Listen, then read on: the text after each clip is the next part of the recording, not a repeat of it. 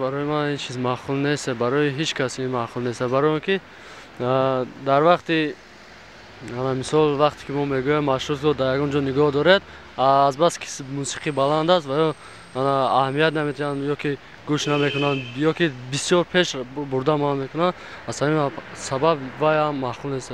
اکنون من راستش در ماشین شخصی خودم میگردم، من نمیدونم مخی یکم بار سوار نشدم. راست خب بعضی هست حالتای میشه که در مشتکا میشینی و موسیقی بلند چی میکنن، بلند میمونن. بسیار کسا نمیفورد خیلی، بسیار وقت میخیل میشد و با من معقول نیست شخصا صدای بلند دی موسیقی نقلیات توی وای با مسافر بر با خیلی شخصی باشد مایلی خواهشی دل کتی اتم. یکم کس با تلفن گپ میزند یا که رفته ایستاده است یا که یکم نرنی صرف دارد، مثلا ممکن نیست قاعده‌اش.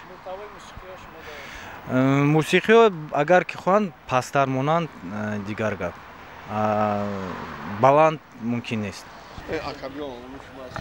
باید در جمعیت یکم صدای بلند موسیقی خیلی وحیمان نباشه، آرام خیلی هیچ کدام معقول نیست. با فکر من یکم کس معقول نیست.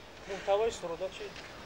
محتوای سرودا حاضر بسیارش چیه از کلاسیکون نیستم که نمیگم برای معقول خاطر نشود، لیکن از کلاسیکون نیستم. همه به خلال میرسونه، همه به خلال میرسونه. نه شد.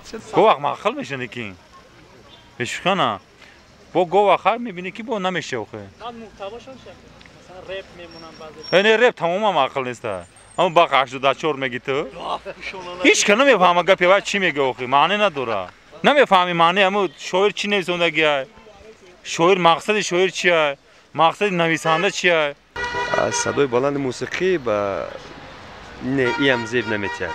هر یک موشینه که مثلا میگذره اگر و موسیقیش بلند باشد، با فکرم نه طوری نمیگیره. نمیشد نقصدر میشد. خاموش میکردم و نقصدر میشد. نه فکرم نه. تو باید آرام باشه. عصبا ویران میشه بلند.